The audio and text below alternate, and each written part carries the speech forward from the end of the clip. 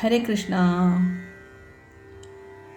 തൻ്റെ അച്ഛനായ പന്തളം രാജാവ് രാജശേഖരൻ്റെ നിർദ്ദേശപ്രകാരം മണികണ്ഠസ്വാമി മധുരയിലെ പാണ്ഡ്യരാജൻ്റെ കൊട്ടാരത്തിലെ സേനയെ നവീകരിക്കാൻ വേണ്ടി അവിടേക്ക് പോയതുവരെയുള്ള കഥയാണല്ലോ നമ്മൾ പറഞ്ഞു നിർത്തിയത്.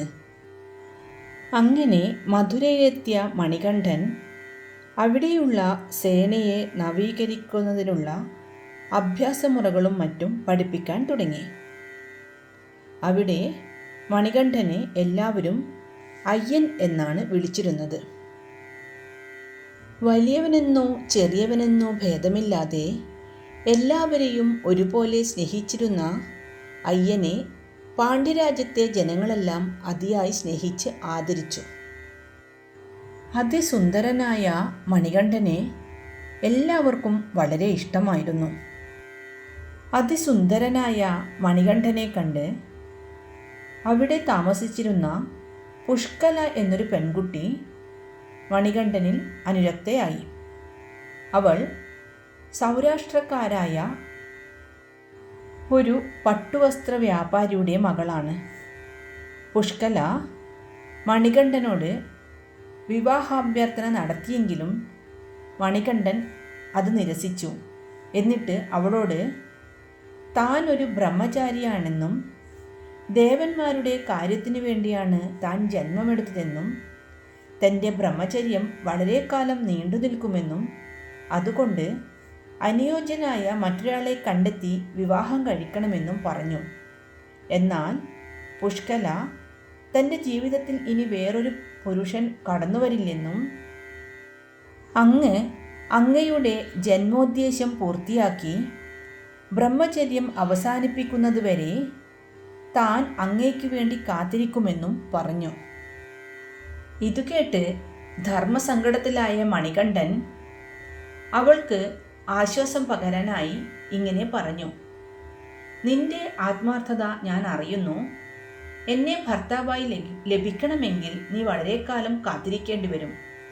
കേരളക്കരയിലെ കാടുകൾക്കിടയിൽ ഞാൻ കുടിയിരിക്കുന്ന കാലത്ത് നിനക്ക് എൻ്റെ അരികിൽ സ്ഥാനം ലഭിക്കും.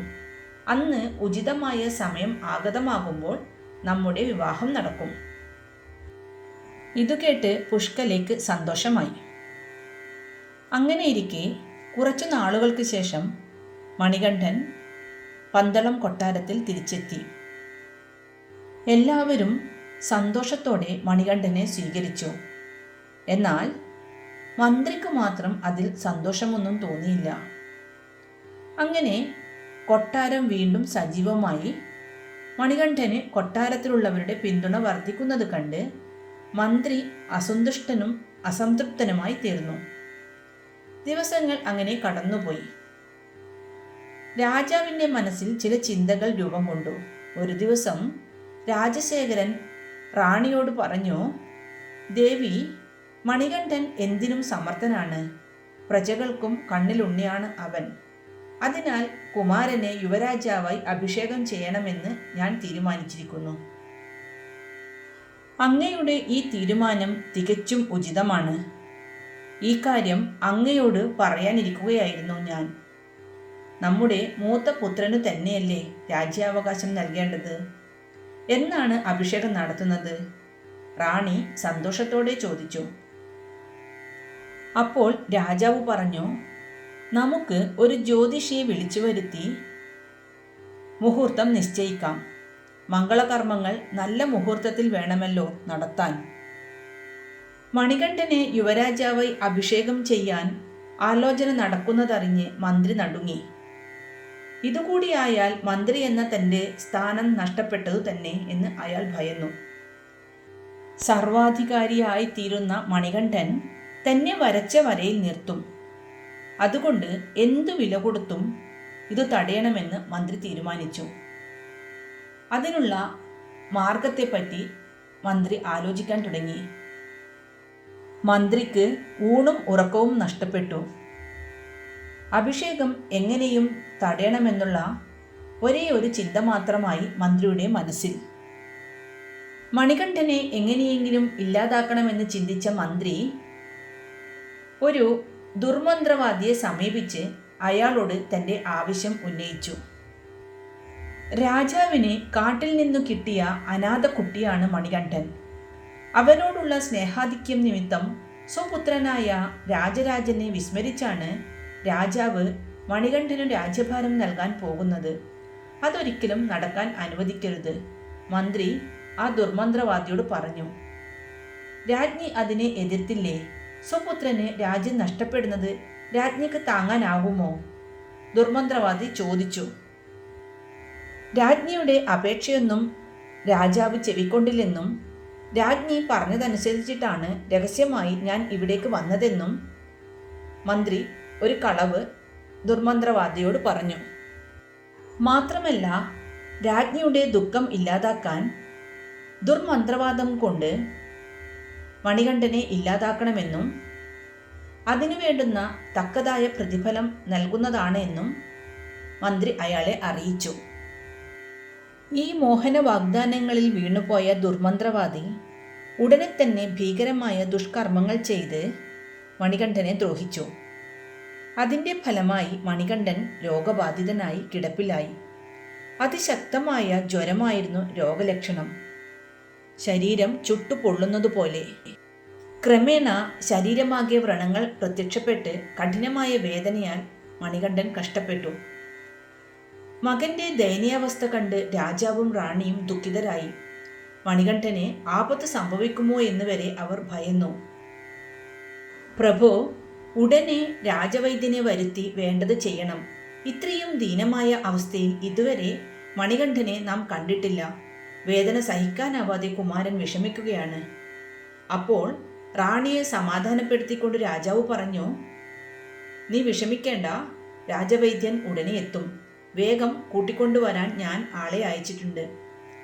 വിവരമറിഞ്ഞെത്തിയ രാജവൈദ്യൻ മണികണ്ഠനെ പരിശോധിച്ചു. ഉടനെ ചില മരുന്നുകൾ നൽകി വൈദ്യൻ അടുത്തു തന്നെ ഇരുന്നു ശുശ്രൂഷിച്ചു. എങ്കിലും മണികണ്ഠന്റെ രോഗം മൂർച്ഛിക്കുകയാണ് ചെയ്തത്. പരിഭ്രാന്തനായ വൈദ്യൻ പറഞ്ഞു, പ്രഭു, രോഗലക്ഷണങ്ങൾ നോക്കിയാണ് മരുന്ന് നൽകിയത്. പക്ഷേ അത് കുമാരനിൽ ഏൽക്കുന്നില്ല. രോഗം മൂർച്ഛിക്കുന്നു.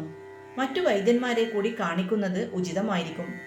പരിഭ്രാന്തനായ രാജാവ് പല വൈദ്യന്മാരെ കൊണ്ടും ചികിത്സിച്ചെങ്കിലും മണികണ്ഠന്റെ ദയനീയാവസ്ഥയ്ക്ക് യാതൊരു മാറ്റവും ഉണ്ടായില്ല.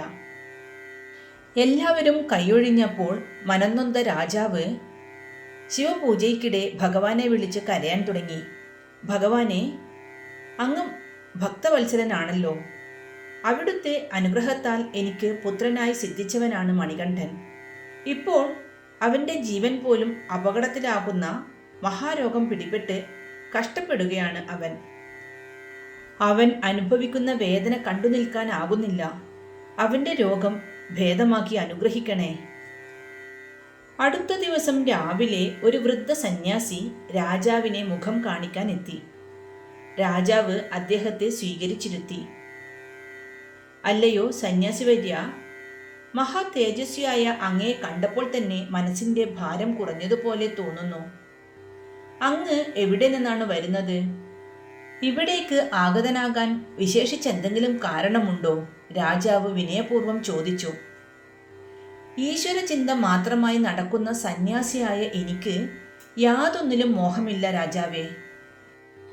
ഇതുവഴി സഞ്ചരിച്ചപ്പോൾ രാജാവിനെ സന്ദർശിക്കാമെന്ന് വെറുതെ തോന്നിയെന്നേ ഉള്ളൂ. ഈശ്വരനെ സേവിക്കുക, അശരണരായവരെ രോഗങ്ങളിൽ നിന്ന് മോചിപ്പിച്ച് സ്വസ്ഥരാക്കുക എന്നിങ്ങനെയുള്ള ചിന്തകളല്ലാതെ ഭക്ഷണകാര്യത്തിൽ പോലും പ്രത്യേക ചിട്ടയൊന്നും എനിക്കില്ല. അവിടുന്ന് രോഗികളെ ചികിത്സിക്കുമെന്നാണോ പറഞ്ഞത്? എൻ്റെ പുത്രൻ രോഗം ബാധിച്ച് തികച്ചും അവശനായി കിടക്കുകയാണ്. ചികിത്സയൊന്നും ഇതുവരെ ഫലിച്ചിട്ടില്ല. ഇക്കാരണത്താൽ അത്യധികം ദുഃഖത്തിലാണ് ഞങ്ങൾ, രാജാവ് കരഞ്ഞുകൊണ്ട് പറഞ്ഞു. പുത്രന് രോഗമോ? ഞാനൊന്ന് കാണട്ടെ. എന്നെക്കൊണ്ട് ഭേദമാക്കാൻ സാധിക്കുമോ എന്ന് നോക്കാം. സന്യാസി അവിടെ നിന്നും എഴുന്നേറ്റു. രാജശേഖരൻ ആദരവോടെ വൃദ്ധ സന്യാസിയെയും കൂട്ടി മണികണ്ഠന്റെ അന്തപുരത്തിലെത്തി. പുത്രന്റെ ദീനമായ കിടപ്പു കണ്ട് രാജാവിൻ്റെ കണ്ണുകൾ നിറഞ്ഞുപോയി. സന്യാസി മണികണ്ഠനെ സൂക്ഷിച്ചു നോക്കി. അദ്ദേഹം രാജാവിന് നേരെ തിരിഞ്ഞ് ഇങ്ങനെ പറഞ്ഞു: ഇത് വെറുമൊരു രോഗബാധയല്ല, ശക്തമായ ആഭിചാര പ്രയോഗത്തിൻ്റെ ഫലമായുണ്ടായ അവശതയാണ്. ഇവൻ്റെ ശരീരത്തിലെ പുതപ്പ് മാറ്റിയാട്ടെ. ഇതു കേട്ട് രാജാവ് തന്നെ മണികണ്ഠനെ പുതപ്പിച്ചിരുന്ന കമ്പളം എടുത്തു മാറ്റി. വ്രണങ്ങൾ മൂലമുള്ള വേദനയാൽ മണികണ്ഠൻ ഞെരങ്ങി. സന്യാസി മണികണ്ഠൻ്റെ തലയ്ക്കു പിന്നിൽ കൈകടത്തി താങ്ങി എഴുന്നേൽപ്പിച്ചിരുത്തി. കമണ്ഡലുവിലെ തീർത്ഥം പാനം ചെയ്യിച്ചിട്ട് വീണ്ടും കിടത്തി. മടിക്കുത്തിൽ നിന്നെടുത്ത പൊതിയഴിച്ച് അതിലെ ഭസ്മം മണികണ്ഠൻ്റെ ശിരസിലും കഴുത്തിലും കുടഞ്ഞു.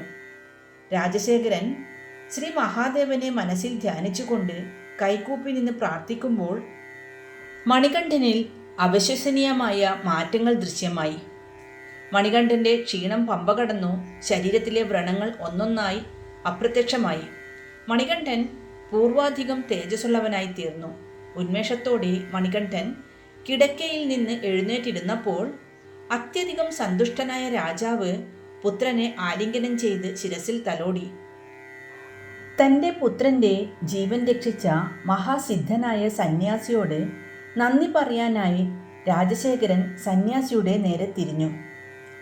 രാജാവ് അത്ഭുത സ്തബ്ധനായിപ്പോയി. സന്യാസിയെ കാണാനുണ്ടായിരുന്നില്ല. വാതിൽക്കൽ ഓടി ചുറ്റും നോക്കിയ രാജാവ് അപ്രത്യക്ഷനായ സന്യാസി സാധാരണ മനുഷ്യനല്ലെന്നും തൻ്റെ ഹൃദയം നൊന്തുള്ള വിളി കേട്ടെത്തിയ സാക്ഷാൽ മഹാദേവൻ തന്നെയാണെന്നും ഉറച്ചു വിശ്വസിച്ചു. ഹരേ കൃഷ്ണ. സ്വാമി ശരണമയ്യപ്പ.